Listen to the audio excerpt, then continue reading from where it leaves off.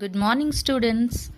Today we are going to learn and study about the further part of the chapter protein synthesis. And from the chapter molecular basis of inheritance, today we are going to learn protein synthesis. Now, protein is a macromolecule which is a very important in our body. In our body cells, protein is synthesized by a process known as transcription. Transcription copies the message from DNA and produces mRNA. Now this mRNA, which is a messenger RNA, translates the information to synthesize protein in cytoplasm. So this unidirectional flow of information is called central dogma of molecular biology, and this central dogma is, as you can see here in the form of the flow chart. Here this is the DNA, and DNA carries information for different protein synthesis. Now the information present on the DNA is copied on the mRNA. So this is the messenger RNA. Now this process of transfer of information from only one strand of the DNA which is copied into an RNA is called transcription. Then this information which is present on the RNA translates and is used for the synthesis of protein, because protein is made up of many amino acids. So the codes which are present on this RNA are in the form of different amino acids, and this information helps in the synthesis of protein. This process is known as translation. So we are going to study transcription today, and in the next lecture we are going to study translation. So as I was telling you, this is the central dogma of biology or molecular biology, which is produced by F.H.C. Crick in 1958. The transcription process which takes place in the nucleus and the translation process which takes place in the cytoplasm. These are the very important two mechanisms which acts as the central dogma of the molecular biology. This helps in the synthesis of protein. So today we are going to learn about transcription. Now what is transcription? Transcription is the information of one strand of DNA which is copied into RNA. So DNA transfers information to mRNA, which then moves to ribosomes. So this process is called transcription. So transcription components, there are three important components of the transcription mechanism: a promoter, structural gene and a terminator. With the help of these three components, the mechanism of the transcription takes place. Let us see what are the different processes takes place in the mechanism. The RNA polymerase, which is a very important because it catalyzes the transcription, and the direction of the polarity is always from 5' to 3'. The template strand, which is the basic strand on which the information is copied to RNA, has always the polarity from 3' to 5', and it acts as a template for RNA formation, also called antisense strand. The coding strand, which always has a polarity from 5' to 3'. The promoter, which is situated at the 5' side, and RNA polymerase binds to start the origin point or to start the process of transcription from this point. So this is the point from where the transcription mechanism begins. Structural gene. Structural gene is a small sequence, the region between promoter and terminator. So this is known as cistron. This is a segment of DNA, and this sequence may be, there is the structural gene which is monocistronic in eukaryotic and polycistronic in prokaryotic. the terminator, which is situated at the 3' side of the coding strand, and the transcription process ends at that particular sequence. This is known as terminator. The monocystonic structural gene, which is found in eukaryotes, has interrupted coding sequence. The gene is eukaryote called the split gene. And the exons, the coding sequences which appear in mature and processed RNA. So exons are the sequences. There are two types of sequences present on the DNA, RNA, exons and introns. Exons are the coding sequences and introns are the intervening sequences. And introns are not present in the mature and processed RNA. So this is the transcriptional unit having a promoter, structural gene and the terminator. These three together makes the transcription unit.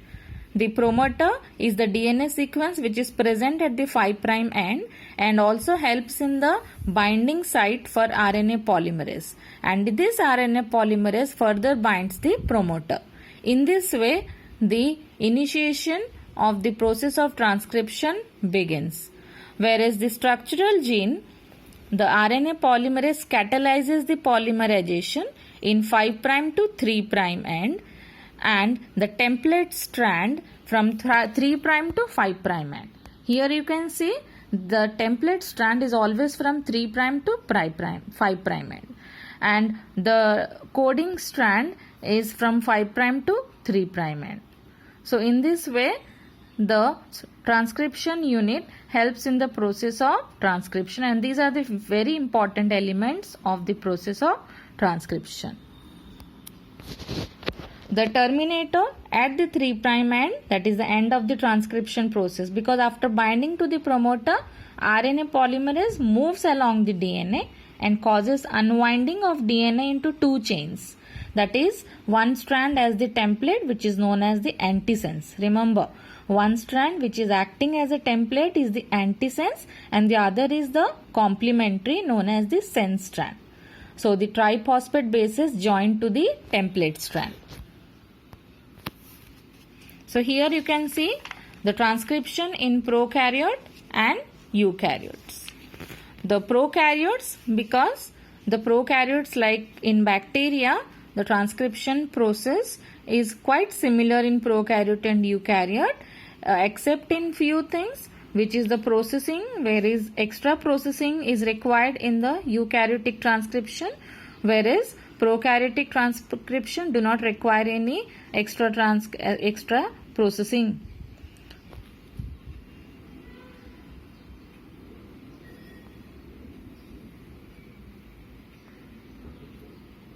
Transcription in prokaryote. As I was telling, in bacteria, a single DNA dependent RNA polymerase catalyzes the transcription, and there are three mRNAs, that is present mRNA, tRNA and rRNA. So there are three steps in transcription process in a prokaryotic cell, that is initiation, elongation, termination. So these are the three steps of transcription. Initiation, where the RNA polymerase binds to the initiation factor, that is at the promoter site. Elongation, from where the RNA polymerase elongates and capable of elongation. And termination, where the RNA polymerase reaches the terminator region and the process of transcription stops. So this is how the initiation, elongation and termination takes place in prokaryotic transcription process. As you can see here, the mRNA does not require any processing. That means because in prokaryotes there are no introns, so there are no maturation changes. So directly it is produced, because when RNA polymerase reaches the terminator signal on the DNA, it leaves the DNA and fully formed mRNA is released. So transcription process in bacteria, mRNA does not require further processing, and as the nucleus and cytosol are not separate, translation is coupled with transcription and is initiated before the full transcription of mRNA occurs. So in prokaryotes like bacteria, mRNA does not require processing. Whereas in eukaryotes, the processing is required. So once all these steps takes place, the eukaryotic cell, the RNA requires processing because there are some enzymes which have to be released after synthesis of RNA, and immediately the post-transcription process like the splicing. Splicing means removal of the introns and joining of the exons. Capping and tailing, that is additional processing of the heterogeneous RNA. And in capping, a methyl guanosine triphosphate is added to the 5' end of the heterogeneous RNA. So tailing, where the adenylate residues are added at the 3' end. Adenylate residues, they are added and forming a tail-like structure. So at the end of the RNA, this splicing, capping and tailing takes place, which are the post-transcriptional changes in a eukaryotic cell. So now the mRNA is fully processed and transported out of the nucleus for translation. That is the synthesis of proteins. As you can see here,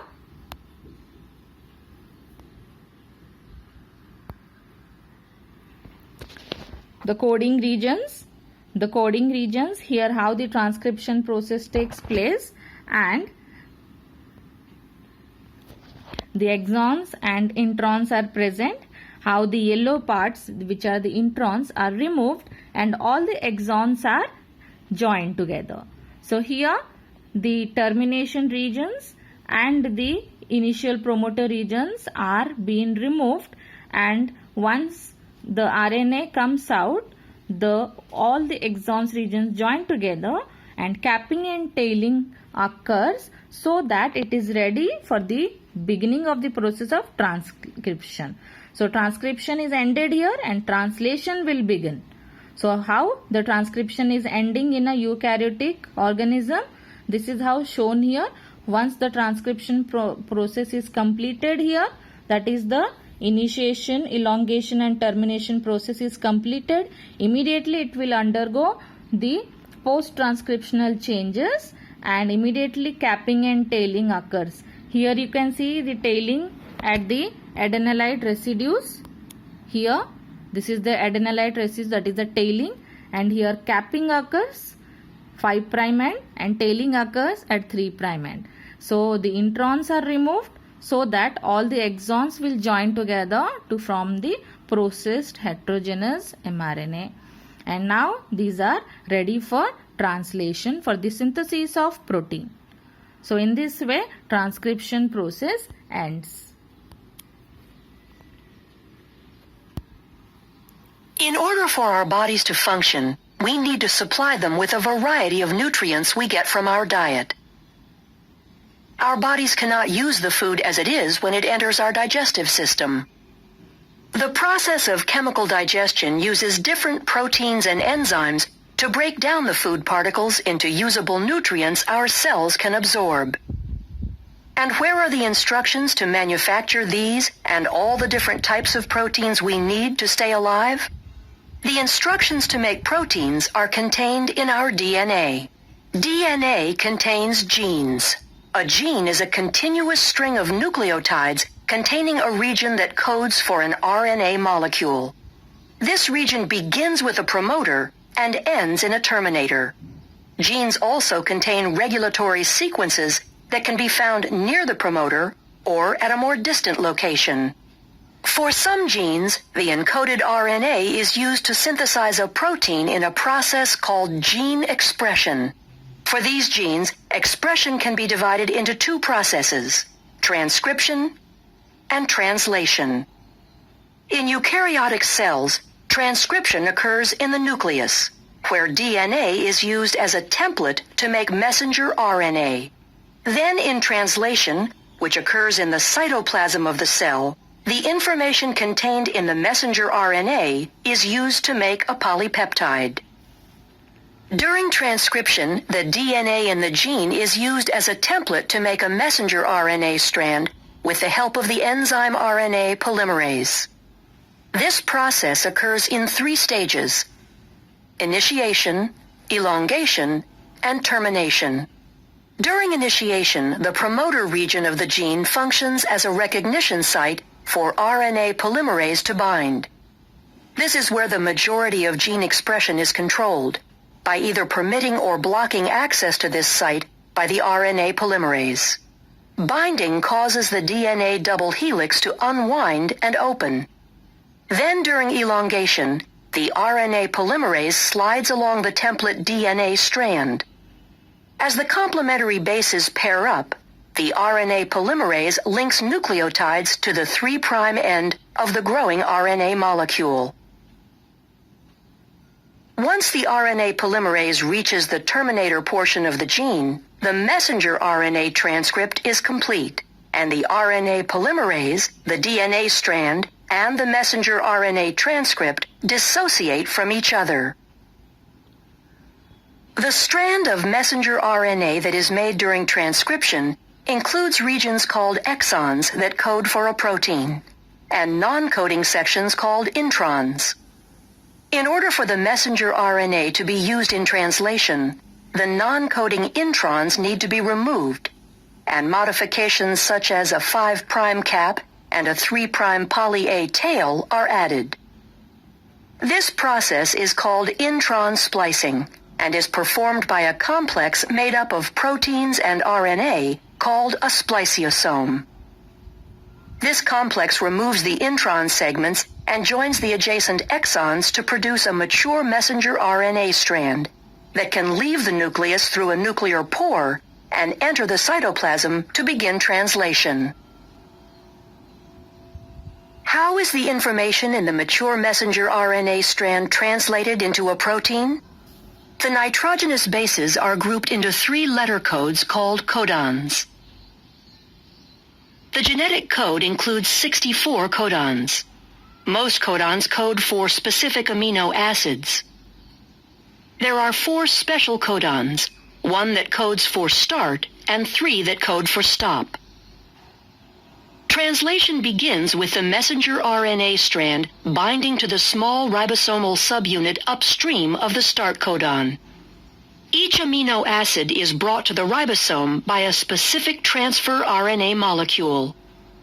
The type of amino acid is determined by the anticodon sequence of the transfer RNA. Complementary base pairing occurs between the codon of the messenger RNA and the anticodon of the transfer RNA. After the initiator transfer RNA molecule binds to the start codon, the large ribosomal subunit binds to form the translation complex, and initiation is complete. In the large ribosomal subunit, there are 3 distinct regions called the E, P, and A sites. During elongation, individual amino acids are brought to the messenger RNA strand by a transfer RNA molecule through complementary base pairing of the codons and anticodons. Each anticodon of a transfer RNA molecule corresponds to a particular amino acid. A charged transfer RNA molecule binds to the A site, and a peptide bond forms between its amino acid and the one attached to the transfer RNA molecule at the P site. The complex slides down 1 codon to the right, where the now uncharged transfer RNA molecule exits from the E site, and the A site is open to accept the next transfer RNA molecule. Elongation will continue until a stop codon is reached. A release factor binds to the A site at a stop codon, and the polypeptide is released from the transfer RNA in the P site. The entire complex dissociates and can reassemble to begin the process again at initiation. The purpose of translation is to produce polypeptides quickly and accurately. After dissociation, the polypeptide may need to be modified before it is ready to function. Modifications take place in different organelles for different proteins. In order for a digestive enzyme to be secreted into the stomach or intestines, the polypeptide is translated into the endoplasmic reticulum, modified as it passes through the Golgi, then secreted using a vesicle through the plasma membrane of the cell into the lumen of the digestive tract. Proteins are needed for most physiological functions of the body to occur properly, such as breaking down food particles in digestion, and the processes of transcription and translation make the production of proteins possible.